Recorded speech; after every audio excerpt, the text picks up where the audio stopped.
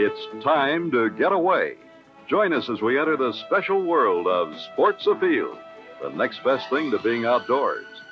Your hosts for Sports Afield are three special men: Gresham, Homer Circle, and Jerry Geppetta, men who have dedicated their lives to the outdoors.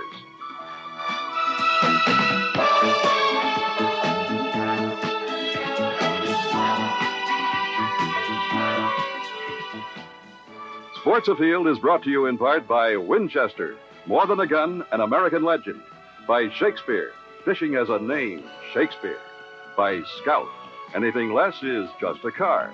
By Stearns, life vests and jackets. Ask for the vest with the crest.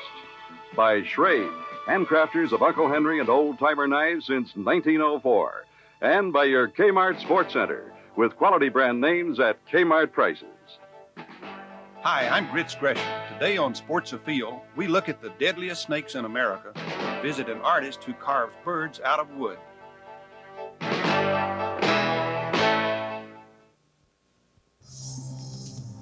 Hi, welcome to Sports Afield. I'm Gresham, and our first segment is about snakes.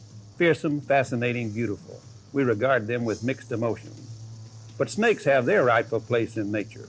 And with reasonable caution, we can share the outdoors with them without fear.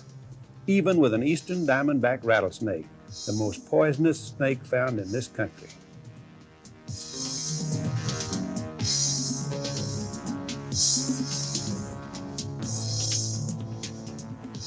The diamondback is a big snake. The southern version grows to near 9 feet and can measure up to 12 inches around. It's one of 15 kinds of North American rattlesnakes, and its fangs are longer than any other rattlers. It is one of the most deadly serpents in the world.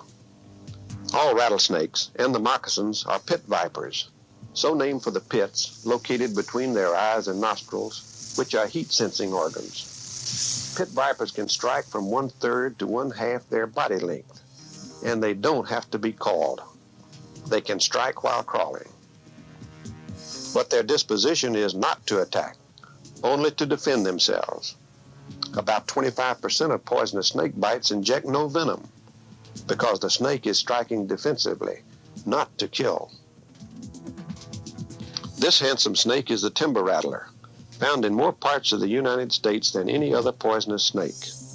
It likes to crawl under rocky ledges and in other shelter, protected from the hot sun. If an intruder goes peacefully on his way, the snake remains motionless, without rattling. But if a timber rattler is disturbed away from cover, it will usually rattle and will strike if you get too close.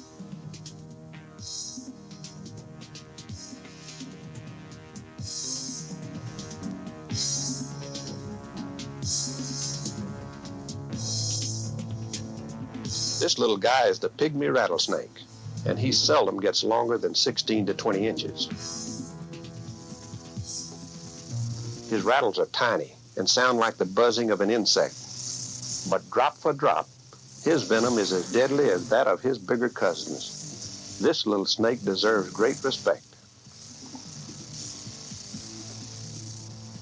Cottonmouth water moccasin.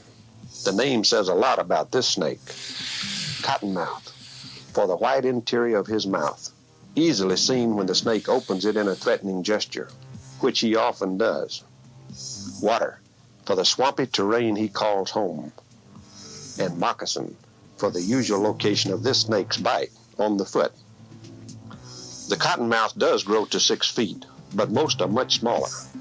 But he's still much larger and more aggressive than the highland moccasin, the copperhead, and he's usually ready to strike. Fishermen should be especially cautious. This beautiful reptile is the coral snake, and it belongs to a separate family, snakes having fangs which are permanently erect. Usually well under 3 feet long, the coral snake has a very dangerous bite. Its venom attacks the nervous system, unlike the venom of rattlesnakes and moccasins, which destroys living cells. Corals live much of the time in the ground. With its alternating bands of red and black and yellow, this is a distinctive and attractive snake. Other snakes have similar markings, But if the red and black bands do not touch each other, it is a coral snake. Stepped on or otherwise bothered, the coral will turn and strike, and then hang on. Interesting creatures, snakes, but beware, the careless outdoorsman can be a snakebite victim. This snakebite accident could have been avoided by using just a little common sense while walking through any of the fields or swamps of this country. I'm wearing snake-proof boots and also loose, baggy pants to give a sort of false target to the snake. Andy Kukulis started working with snakes when he was 10, and for 17 years was director of the Ross Allen Reptile Institute.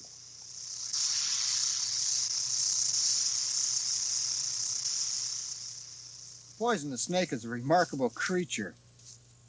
It has a heat-sensing device which is located between the eye and the nostril. This picks up infrared. This animal can actually hunt for its food in total darkness. Poisonous snakes have fangs. Now they're completely hollow. As you can see, they extend forward. An interesting feature.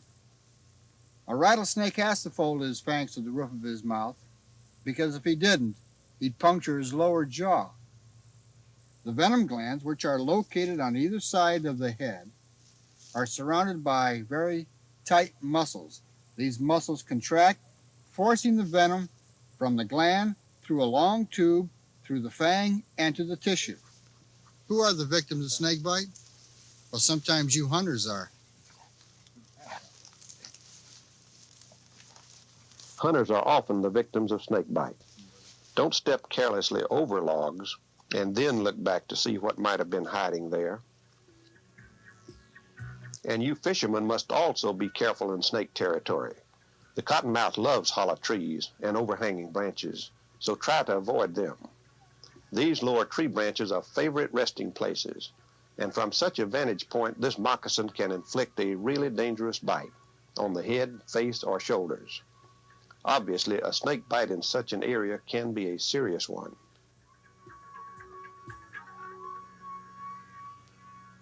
Again, simple safeguards will usually prevent snake bite. Cottonmouths are attracted by the scent of fish, freshly caught or otherwise.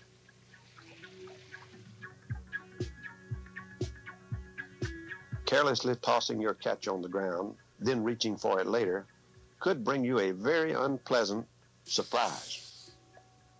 Ivan Bush of Florida was a rattlesnake victim, but his case demonstrates one proper treatment of snake bite. As Ivan himself explains, there was this rattlesnake laying in behind, and it struck me in this hand and struck me 3 times. The first time there was gripper teeth broken out in the palm of my hand. There was 24 of them, 2 rows. This was quite a shock when I looked at it. First, you just didn't believe it. It just started like a bee sting. And I stepped back right out in this area trying to find a piece of pipe or something to kill the snake. When I did find something and come back over this way and looked at it, my hand was swollen in such a way and the blood was pouring from this vein. The pain had started up my arm, real stinging, burning sensation, and that I threw the pipe down and run for the truck. He arrived here approximately 1 hour later. At that point, was having convulsions and severe muscle twitchings, markedly elevated blood pressure, cardiac or heart irregularities, and was not coherent. I was completely paralyzed and foaming at the mouth, and blood was pouring out of my hand into the man's truck, and I was worried about that. One of the last things I remember when they reached in the truck to take me out, there was no feeling. I saw their hands on me. I knew I was being pulled out of the truck, but I couldn't feel anything. From that point on, until they got me to Green Cove Springs, I was aware of a floating feeling, but I was on fire all over. You feel like you're being squeezed, and I was thumping. If you ever maced your fingers That was feeling like that, and it's over your whole body. It started in my right arm, up through my legs, over to the left arm, and then from the lower body region up through till my jaws had locked. He was treated promptly with various measures for his blood pressure and heart irregularities, and then anti-venom therapy was instituted. Then after I became aware of what was going on in Green Cove Springs, which was I think about, they said 3 p.m. the following Sunday, the pain began to leave and it went out the same way. And then it stayed in my right hand for about, a couple of months before I began to get use of my right hand. It's a rare snake bite which must have a tragic ending if proper treatment is followed. Remember, get to a doctor. Do-it-yourself methods are no longer recommended.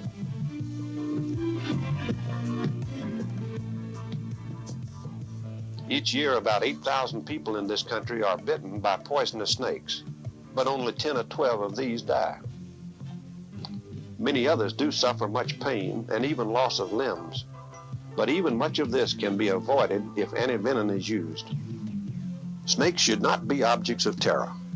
Like almost all animals, they will respond to aggravation, but let alone and not threatened, they will leave you alone. All wild creatures have found their place in the world. Snakes are no exception. In the vivid pattern of their markings and in the grace of their movements, we find beauty. Simple precautions and a watchful eye are all you need to share the outdoor world with these interesting animals. Why is the nostril constructed the way it is, John? Well, remember when these birds dive, they dive at a tremendous speed. And they're shaped this way so that the air goes in and hits a little sort of a block in there and starts it whirling. You can see it in there. And this then allows them to breathe normally at, say, well over 70-mile-an-hour dive, or 75-mile-an-hour dive. The young woman learning details about this red-tailed hawk is a most unusual person. She has made an intense study of birds, of their anatomy, behavior, coloration, and flight. She is not a biologist, but an artist. She puts her knowledge of birds to use in a form of art which is just now becoming widely known and appreciated. In this art, she is one of the most skilled, imaginative, and devoted practitioners. Her work is incredibly realistic. From bits of wood, she creates magnificent objects, scarcely distinguishable from live flying birds. With delicate tools, she cuts feathers separately, then assembles them into a unified expression of her own unique vision. The completed work must imply all the movements of the bird before and after the moment depicted, so the bird seems not frozen, but passing in swift, lifelike flight. Thus, her art is not mere carving, but wildlife sculpturing in wood. She maintains an exceptional self-discipline. To complete a single work takes thousands of hours. Her name is Lynn Hannon. The authenticity of the work is important to me, and that's the reason for all of these diagrams and precise drawings. I feel that I should maintain the highest quality possible in my work. I think I owe that to people. After all, you're trying to express something to people. That's the whole purpose of art, in my opinion. I measure tail feathers, I count tail feathers, measure and count the primary and secondary wing feathers of every bird that I do. How much can the wing move, John, when the bird's flying? Well, out this way, this far, and up this way, that far. Do the feathers themselves bend very much? The primaries out here bend sideways, each one, to allow air to escape, like the flaps on a plane. And the flaps on the plane are copied from this, right, like so. Lynn Hannon has learned much about birds, especially hawks, from this man, John Hamlet, a well-known Florida naturalist, conservationist, and co-author of a popular book on the birds of prey. He doesn't seem afraid of me. Not a bit. Tools are obviously very important, especially to me, because I demand that my work be very, very detailed and very fine. My husband goes out and improvises to build these very specialized tools, from files and fish hooks, hacksaw blades, anything that has fine steel in it. When I think of the intensity and the just the plain effort involved in 120 hours a week, she starts out perhaps at 5:30 in the morning, long before I even know anything about what she's doing. She must work perhaps 10, 12 hours a day, 100 hours a week, just to maintain contact with her plan, because if she were to leave it for an hour or two or even a day, she'd have to sit and look at her work and study it for perhaps 8 or 9 wasted hours just to find where she was and just to be able to get to a position to make another cut.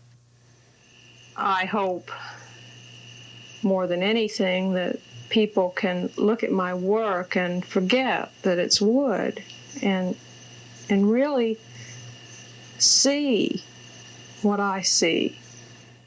Once you get to this point, all of the fitting of the feathers has been done. All of the tail feathers and the flight feathers are done individually because they are on the bird the most individual looking feathers. Then the wings are put into these slots, and the slots are made before the bird is carved down.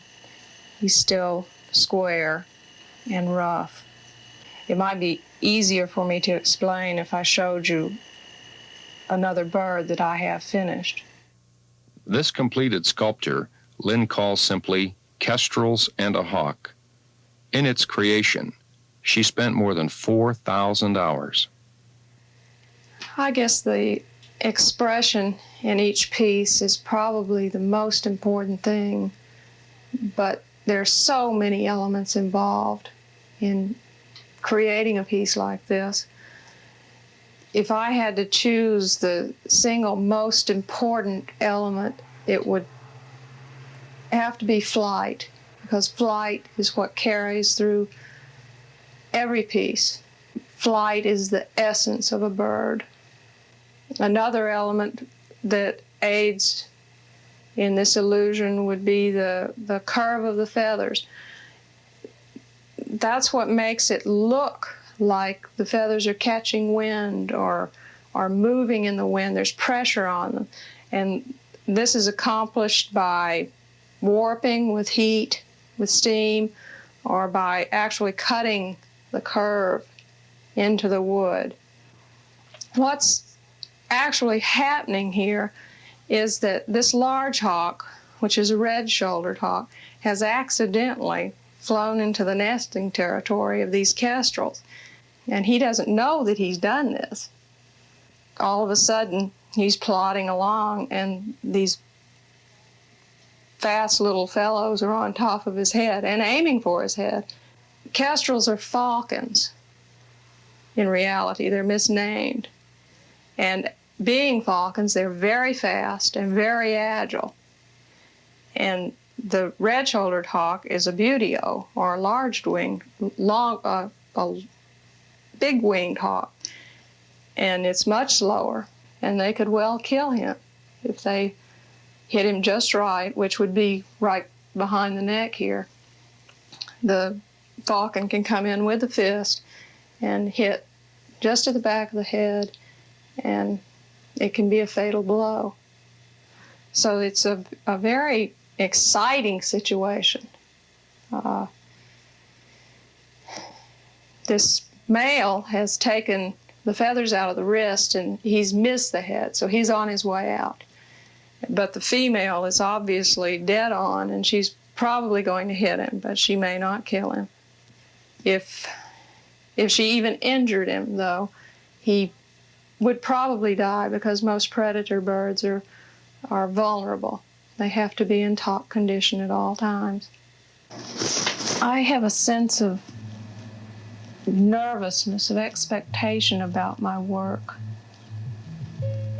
that's a little difficult to explain. Most of the time I'm working so hard I don't think about it, but when I do, I feel that time is running out, that I'll never have enough time to do what I want to do. At the moment, I keep trying for just a little more life in each piece, a little more motion, a little more feeling, along with the reality of it. Along the way, you keep hoping in the end that you'll be able to produce a masterpiece, that people will forget the division between art and wildlife art and really feel something besides just the cliches, the what a cute animal or what a cute bird. It's really more than I can explain. I'm not a writer. I'm an artist, sculptor. And words have to end somewhere.